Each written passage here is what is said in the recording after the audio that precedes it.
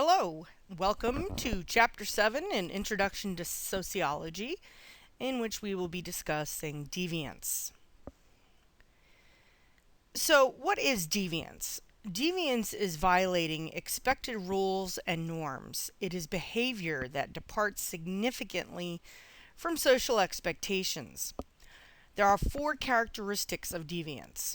First, deviant behavior is based on the context or circumstances of a situation. In terms of this kind of idea, what you're thinking about is what may be normal for one group may be completely abnormal or deviant for another group. So, for example, here you have a picture of a young girl smoking. She looks like she's 11, 12 years old maybe, and that's really considered deviant behavior in this country. But if you go to other countries, for example, Russia, smoking usually starts at 11 or 12. So, when we look at these ideas of what deviance is, it really is dependent upon the circumstances. Number two, what is deviant for one group may be normal for another. Number three, rules and norms are created by social expectations. It is the expectations of the people that surround that person that determines whether or not the behavior is deviant. So, for example, this guy up here, this handsome fella with the devil horns and the tattoo of a puzzle on his face, may be completely deviant to somebody like me, but for somebody who is in the world of skin art or skin modification, this might be seen as completely normal for them. Last but not least, number four, deviance is the behavior plus the response of the social group. Without the response of the social group, the behavior in and of itself is not deviant. Think of the old saying, if a tree falls in the woods and there's no one around to hear it, does it make a noise? And in this context, or in this definition of deviance, then no, it wouldn't make a noise. There are two kinds of deviance. We have formal deviance, which is when a person breaks the law or official rules. So, for example, when we commit a crime, and, sanctions are pretty straightforward. If we are caught speeding, we get fined. If we're caught murdering somebody, we go to prison. Informal deviance is when a person violates customary norms. For example, a man wearing a dress and an excessive amount of blue eyeshadow. Informal deviance is really based, again, on the idea of what location you are in. Someone dressed like this gentleman here, who goes to a big parade celebrating gay rights, may be totally normal. Or if he is going to a model show where they highlight makeup, that would be normal. But for the most part, somebody walking down the street with his level of eyeshadow may be seen as deviant. Now we're going to return to one of our favorite sociologists, Emil Durkheim, who argued that society punishes social deviance because it disrupts the social order. However, deviance can also produce social solidarity. So here we have a couple pictures. This is when the Twin Towers were bombed by the airplanes, basically, flown in. The airplanes flew into them. And this is what we saw all over the place afterwards. It was all patriotism, jingoism, USA, we're Americans. And what it did was, we as a society felt closer because we were under attack. Whereas the people who are punished for social deviance are the ones who are being punished because they disrupted the social order.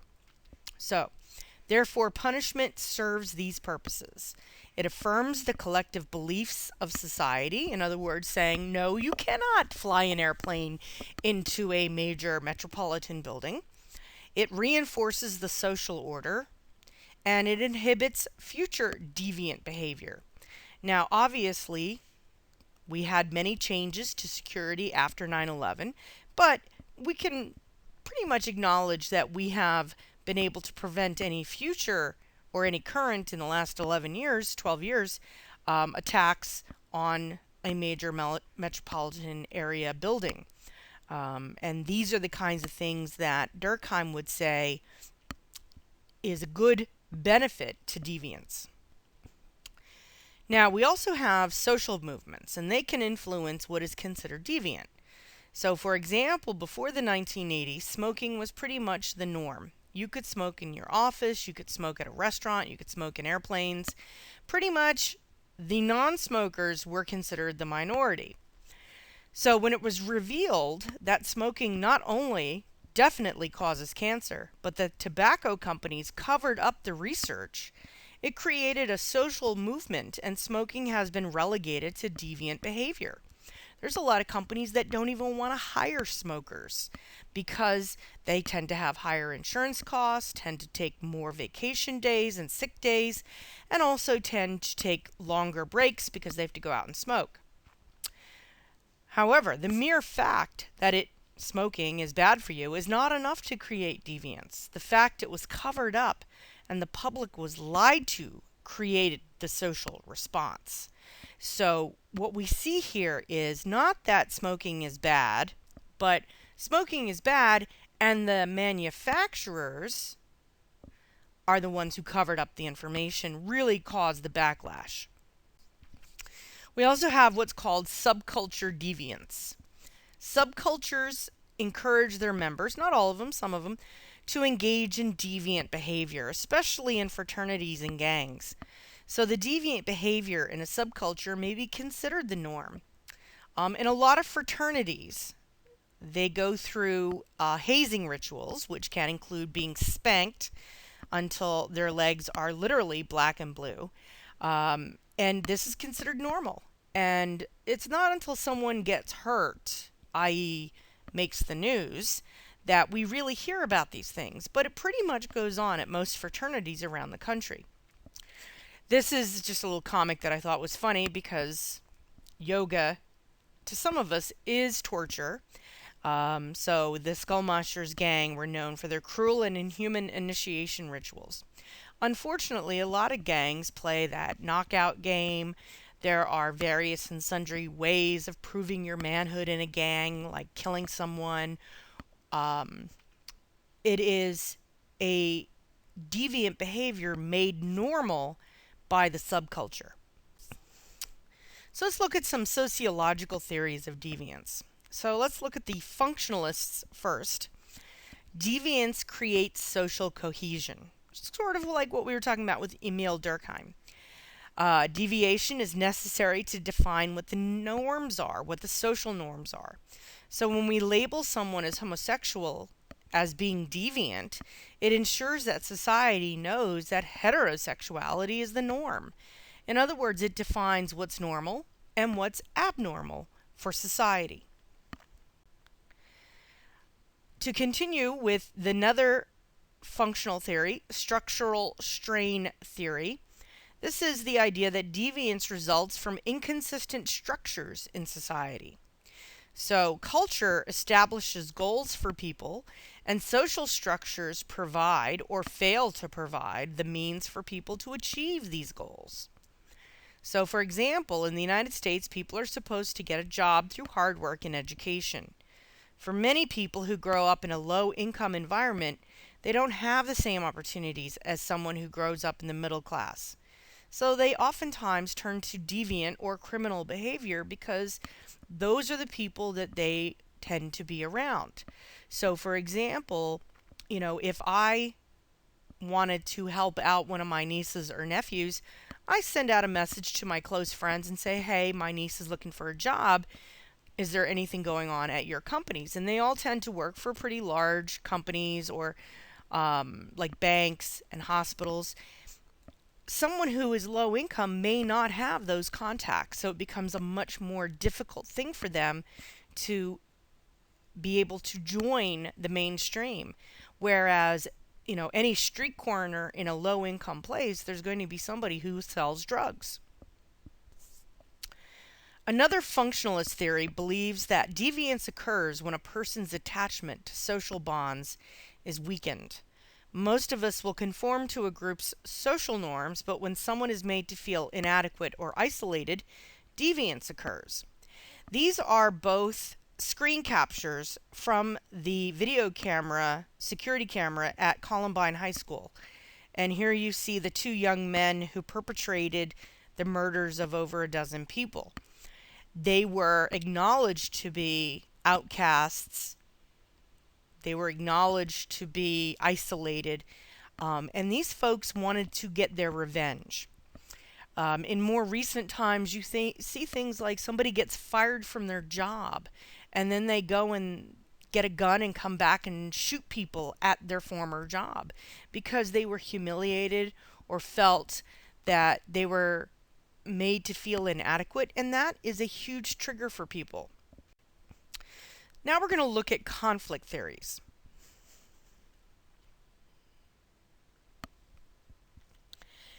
So we know that the dominant classes control the definition of and the sanctions attached to deviance. So the dominant class decides what's normal and what's deviant. Deviance results from social inequality in society. The least powerful groups in society are often labeled as the most deviant. So let's look at this little chart over here. So this is the amount of cocaine you have to have on you for a mandatory minimum 5-year sentence.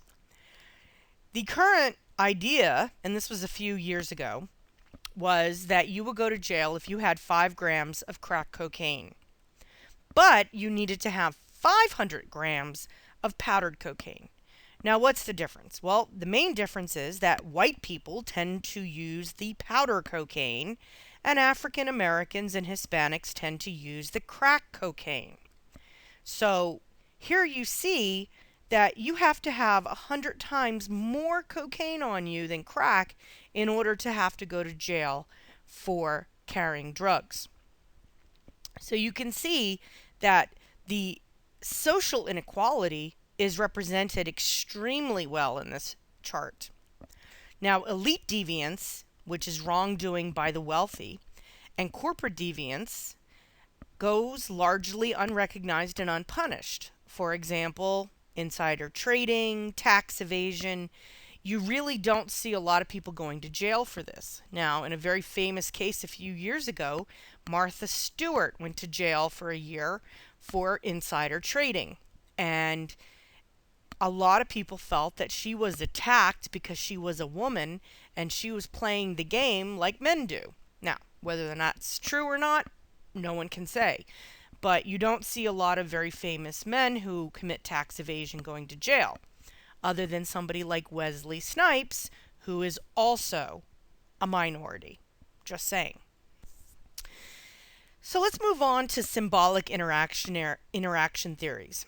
We have the differential association theory. And this is that deviance is a learned behavior that is reinforced through group membership.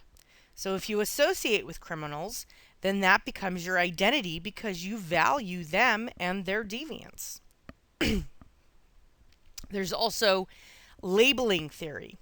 This is deviance that results from the process of social labeling, regardless of the actual commission of deviance.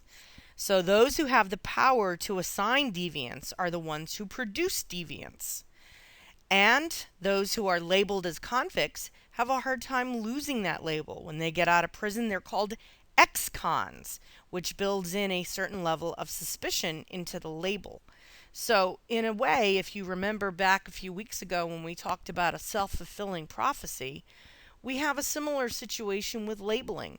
Once someone is labeled a troublemaker, they are known throughout their entire school as a troublemaker. So in a lot of ways, people have to live up to their label or feel a compulsion to live up to their label. So we have deviant communities. These communities create a worldview that reinforces the deviant behavior, norms, and rules. So for example, gangs and skinheads, they tend to live near each other, they tend to associate only with one another. They tend to rely on one another, support one another, and they've created a community where deviance is the norm. Then you have groups such as Alcoholics Anonymous or Narcotics Anonymous who help those who want to overcome their deviant behavior. So you have these different communities, and the purpose of each differentiates them, but they're essentially filled with people who are deviant from the normal of society. There are stigmas, and this is an attribute that is socially devalued and discredited. Some stigmas result in a person being labeled as deviant. So, for example, somebody who's disabled, somebody who's mentally ill, gay people have often been given the stigma of being deviant. And, the reality is, are they part of the norm? No. But are they abnormal? No. And once you see that people are very much focused on their own problems, we're all pretty much the same under whatever label society gives us. So let's talk about some of the more common forms of deviance.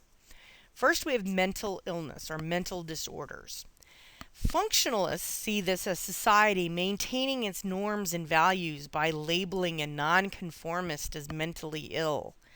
Prior to the 1970s, homosexuality was seen as a mental disorder. And it wasn't until people started to come forward and say, no, I am not mentally ill. I just happen to have a genetic predisposition for something. And it was then removed from the concept of mental disorders. Symbolic interactionists see the mentally ill as victims of societal reactions to their behavior. So when we see somebody who is wearing a tinfoil hat or who is talking to themselves on the bus, we may see them as deviant, but their behavior for themselves is not. So symbolic interactionists say that it is people's perceptions that they see deviance. Conflict theorists see the mentally ill as people with the fewest resources. So research has shown that middle class and upper class people are more likely to get medication and psychotherapy, whereas poor people get medication without the counseling services. And a lot of times before Obamacare came in, poor people couldn't even get the medication. So, what we see here is this inconsistency in the resources that are available to everyone in a society. Another very common form of deviance is drug and alcohol abuse. Functionalists argue that society provides us with norms or guidelines on alcohol and drug use. Context defines what is considered abuse. So what may be normal drinking for a college student could be considered excessive for an adult. Social interactionists believe that deviant behavior, such as drug abuse, is learned through others. Some groups are more likely to be called addicts than others. So somebody who smokes pot on a regular basis may not be seen as a drug addict, whereas somebody who shoots up heroin on a regular basis definitely is. And again, who calls them these things? It's the dominant power in society. Conflict theorists see substance abuse as primarily a problem of structural inequality and class conflict. We've talked about how in terms of the different races, white people are more likely to abuse alcohol, black people are more likely to abuse or use marijuana. And again, you'll see that the penalties for being caught with marijuana were much more significant than alcohol. This is changing because people are beginning to see that the time and effort to put somebody in jail for marijuana is really excessive, and it's not worth putting somebody in jail for. But think of all those young African American men and women who went to jail for marijuana possession or intent to distribute, who literally had their lives ruined because society said, you are a drug dealer, which is the same as somebody selling heroin or methamphetamine. And another common form of deviance that we all know about is crime.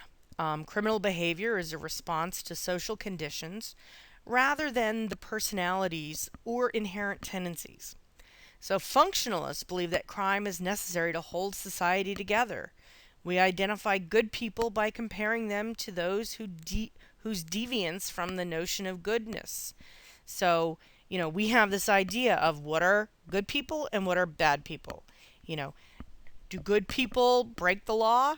Absolutely. But we don't see their crimes as being all that bad. Insider trading, tax evasion, not considered as bad as, for example, assault, robbery, burglary, auto theft. Symbolic interactionists demonstrate that people learn how to be criminals or can be accused of crimes even when they're innocent. Almost on a weekly basis, we hear about some poor person who's been in jail for 10 or 20 years and who finally is getting out of jail because they've been proven to be innocent using DNA or some other evidence that's come to light. The other thing is, again, think about somebody who is 18 or 19 years old and goes to jail for possession of marijuana. They're going to go to jail and they're going to be surrounded by people who are hardcore criminals. They're going to learn how to be better criminals. They're networking with the criminals. They're getting contacts. So, sending someone who's 18 or 19 to jail for possession of drugs is really turning them, to a certain extent, into a criminal. Conflict theorists suggest that disadvantaged groups turn to crime, but well-to-do people have more resources to hide their crimes. Ergo, social inequality tends to produce criminal activity. So, in my neighborhood, there's been a rash of thefts, people stealing diapers and baby formula and things like that out of CVS's and Rite Aids. And, at one point in your head, you have to think, wow, these people are not stealing perfume or makeup that they can resell. These people are stealing stuff that apparently needs to be used by either themselves or somebody in their world for a child. And so many of us would say, no, that's okay. But because they're stealing this stuff, because that's how they know to get it, they are considered criminals. So let's look at the crime statistics. Arrest statistics show a strong connection between social class, poverty, and crime. Or is it just the people who are getting caught? So let's put this in the context of money. Street crime costs about $15 billion per year. White collar or elite crime, which is criminal activity usually conducted in the course of one's business, is estimated to cost $200 billion per year. That is a staggering number. And when you compare it to, people getting mugged and these kinds of activities that are considered street crime, white collar crime dwarfs any street crime in terms of the costs. So, why do so many people in low income areas get arrested? And it basically boils down to that's where the cops go. You're not going to go hang out in a nice neighborhood waiting for some 19 or 18-year-old guy to come out smoking a joint, because you'll be covering thousands of houses. Whereas if you go to an inner city, low income area, you hang out a block, watch a corner for a few hours, you're going to see a bunch of people who you can potentially arrest. It's just easier to go after the low income criminals. Whereas white collar crime is much harder to identify, and it doesn't involve violence. And that's a major difference. When you have violence engaged in any criminal activity, it scares people. Whereas if you find out that your stockbroker has been embezzling, it's not violent. It's still going to affect your life, but you don't have a black eye, you didn't, get a concussion or any of that stuff. The other thing that you have to keep in mind is that it's easy to identify a criminal because they, knocked someone in the head and stole their wallet. trying to understand the tax laws and the corporate laws in this country are very challenging, and that's a big problem for the police. They're not trained in this stuff. So there's special groups that I try to identify white collar crime, but they're very small, and the expertise needed is pretty excessive. And don't forget that all of these corporations and super rich people have lots and lots of lawyers and accountants who they keep on payroll just to deal with these kind of scenarios. So let's look at race and crime. African Americans and Hispanics are much more likely to be arrested than whites or Asians. But African Americans are also more likely to be the victim of a crime, and that's a significant aspect. Social factors that predict criminality: being poor, being unemployed, and living in a single parent household. Now, that doesn't necessarily mean that everybody who's poor, unemployed, and has a single parent is going to be a criminal. It just means that these people have the lowest amount of resources available to them, so a lot of times they see crime as their only opportunity to get ahead. A topic that you may have seen on the news or heard about is called racial profiling. And this is when a police officer stops a suspect exclusively because of their race. A study done in New Jersey about police stops on the New Jersey Turnpike revealed that 80% of automobile searches were conducted on vehicles driven by blacks and Hispanics. The vast majority of these searches did not turn up any contraband. So what this is saying is if you are black or Hispanic, you have a much higher chance of being pulled over. I used to work with a Hispanic guy who won the lottery. He won a couple $100,000. He was all about it. He was very excited.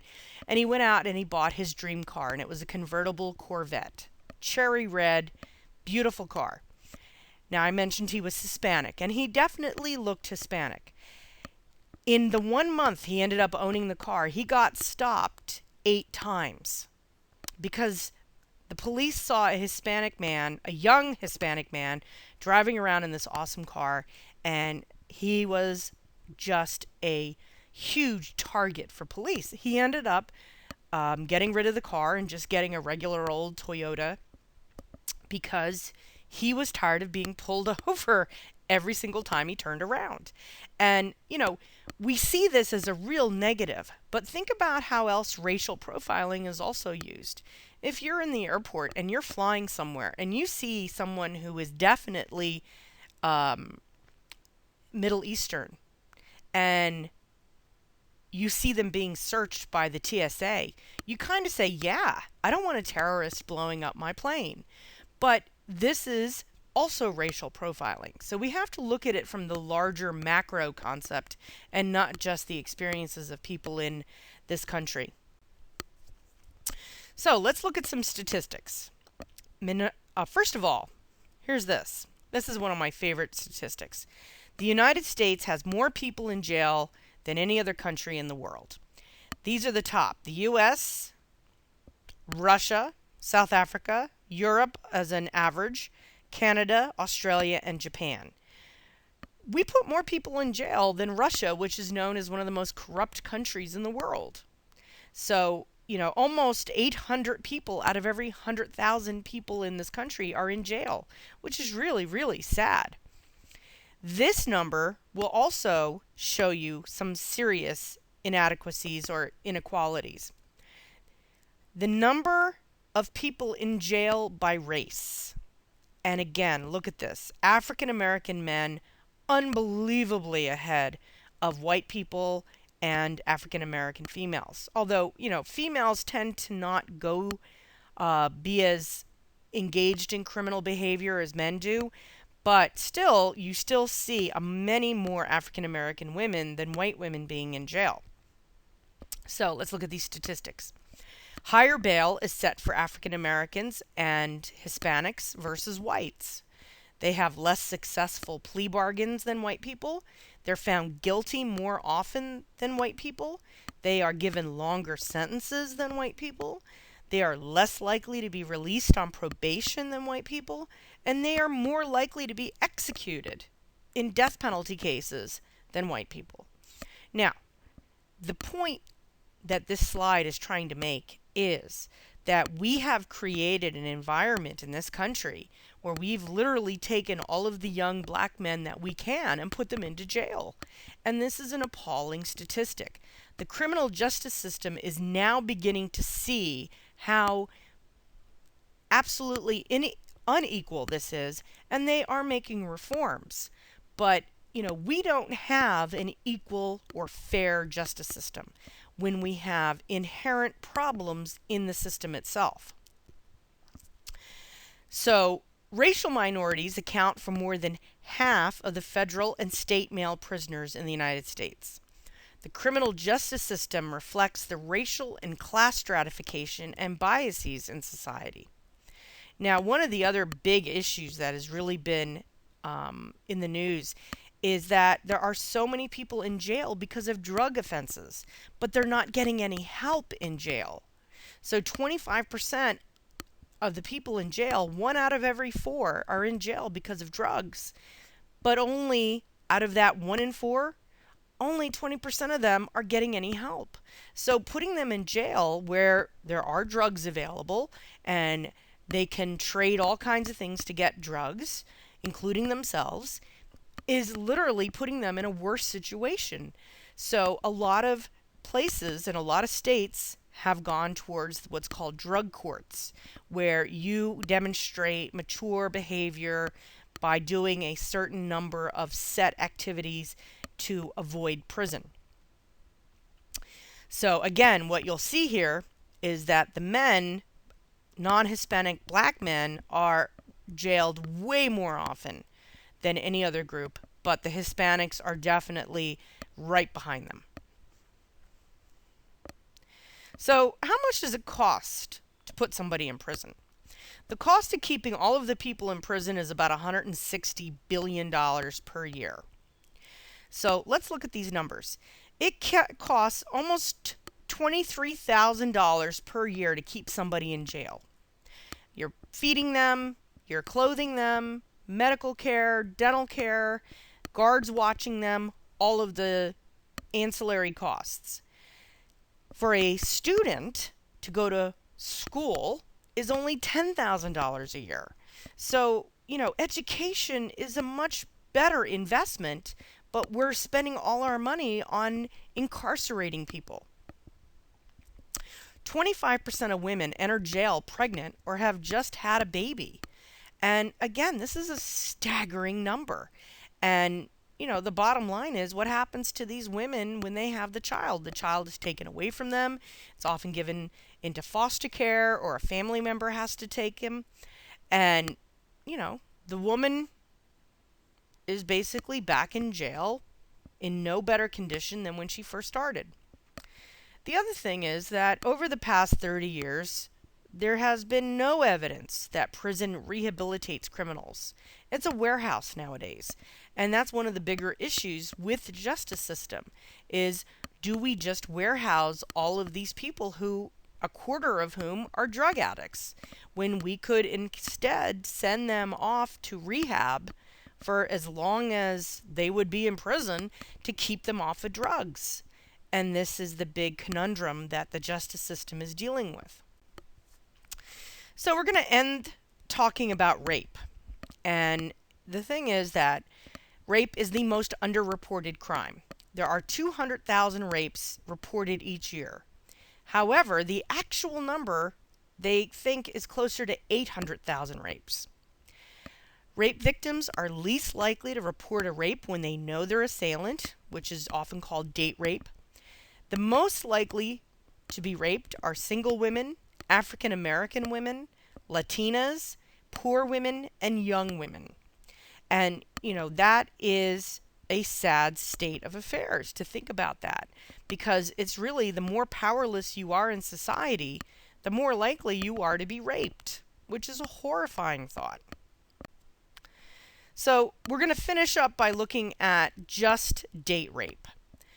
So why is date rape such a significant issue? And a lot of it is because of some problems that we encounter when young men do things like get really drunk or encourage one another with various myths. For example, no means yes.